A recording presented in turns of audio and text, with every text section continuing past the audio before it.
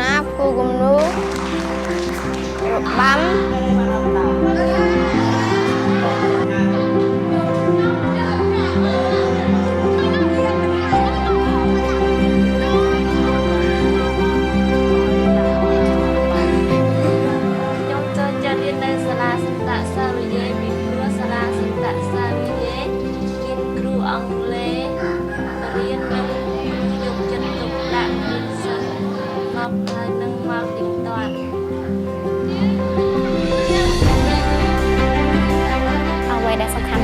នៅពេលបង្រៀនក្មេងៗគឺខ្ញុំដឹងពីតួនាទីខ្លួនឯងច្បាស់ដោយសារខ្ញុំគឺជាគ្រូបង្រៀនអញ្ចឹងខ្ញុំត្រូវការផ្ដល់និងផ្ទេរចំណេះដឹងដល់បងប្អូន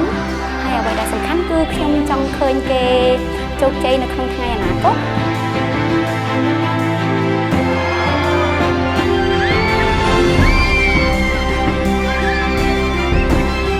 ជាអ្នកមានកីឡាព្រោះកីឡាមានគ្រូបង្ហាត់គ្រូបង្រៀននិងអយសុខភាពល្អហើយនឹងចេះមានកម្លាំងខ្លាំង 호디아가 교육적으로 여러 가지로 열악하고 또 이 지역 자체도 수도권 지역에도 굉장히 가난합니다. 그래서 아이들이 사실은 쉽게 꿈을 찾기가 참 어려운데 저희는 우리 학교를 통해서 아이들이 기쁘게 또 행복하게 공부를 하면서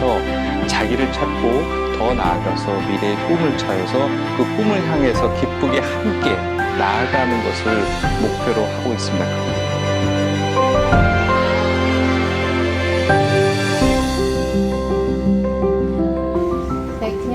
ចាត់មុខវិជ្ជាភាសាខ្មែរនិងគីមី